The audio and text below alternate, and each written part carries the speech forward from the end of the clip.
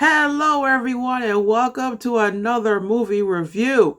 So, I mentioned in a previous post that I celebrate the 12 days of Christmas, aka Christmas Tide, and it was time for me to catch up on movies.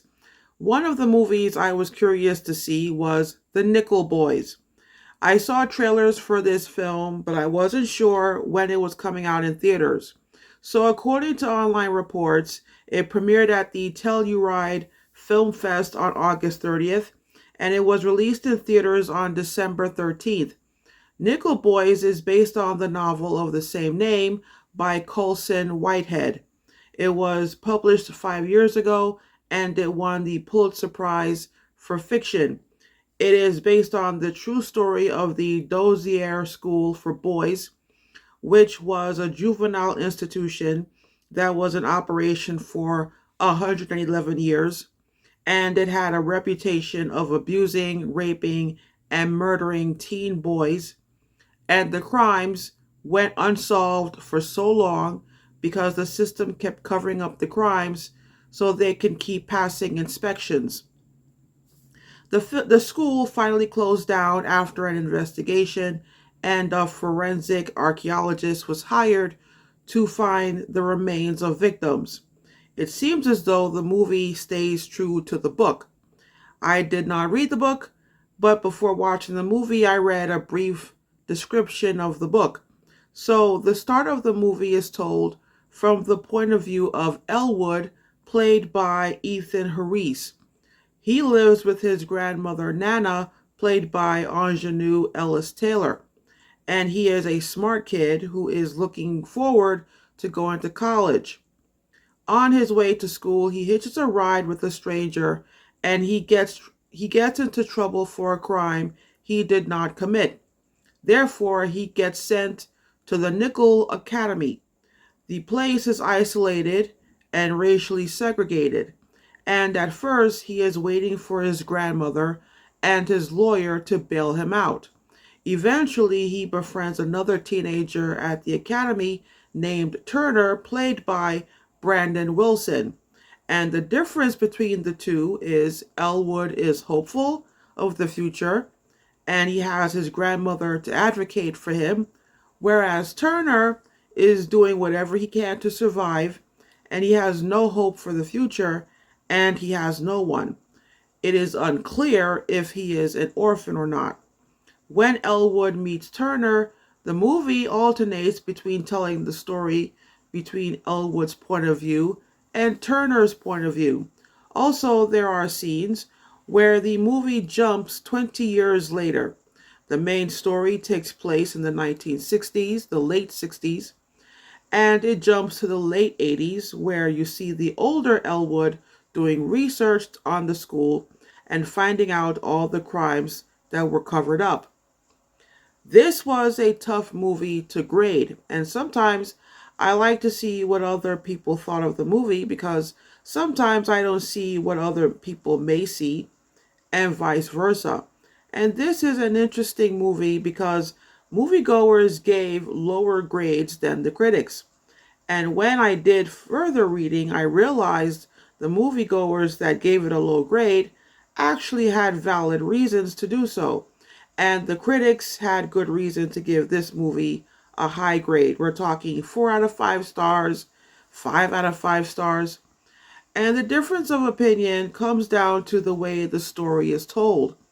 When the movie starts, I asked myself, wait, the movie was not shot in widescreen.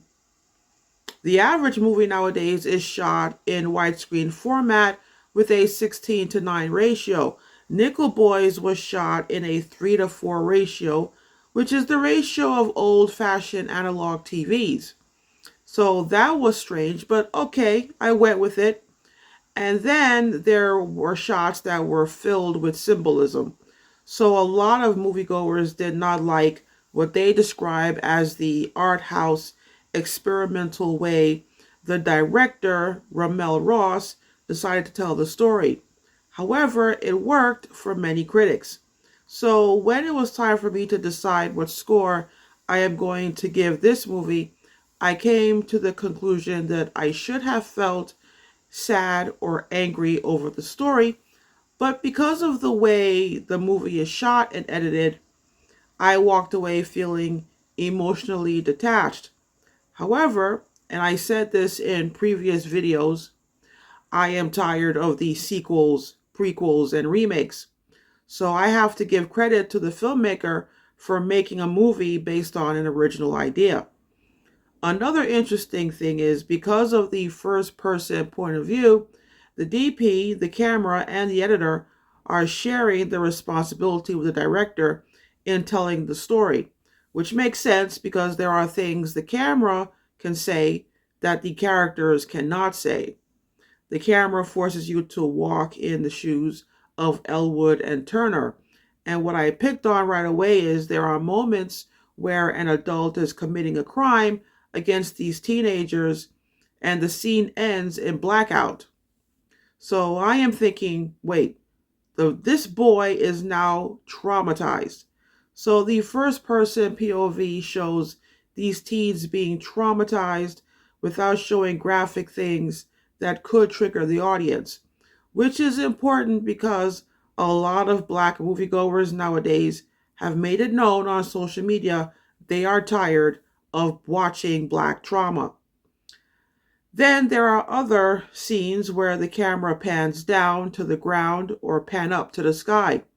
There are scenes where Nana is talking to Turner and he is looking down at Nana's shoes. There are scenes where Elwood is talking to Nana and he is looking at her hands.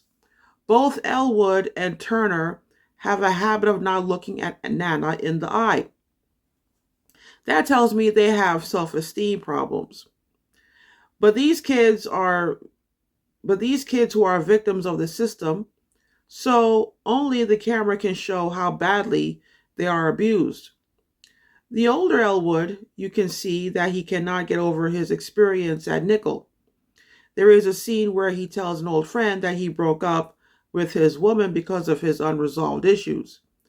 And since this is the late 80s, early 90s, there is not a lot of discussion going around about therapy and going to therapy.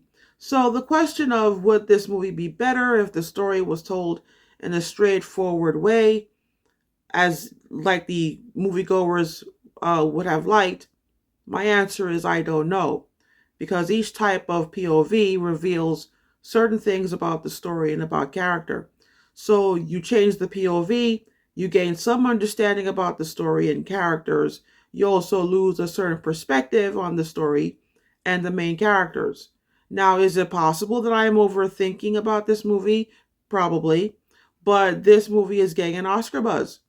And this movie has given me a lot to think about. So I have decided to give this movie 4 out of 5 stars. I cannot give it 5 out of 5 because this movie is not self-explanatory. I think if I walked into this movie without any prior information on the novel, I would not understand everything that is going on. This is based on a true story most people don't know about. I don't think I ever saw a documentary about the real school this book is based on, but between watching Nickel Boys and watching 6888, there are a lot of untold stories about Black Americans. And by making movies about them, you are showing that these will no longer be ignored and disregarded. You can't pretend that these stories do not exist. So that is all for today, my friends. If you are able to find this movie, I highly recommend that you check it out. If you saw the movie, let me know what you thought. I will see you next time with another movie review. Until then, have fun at the movies.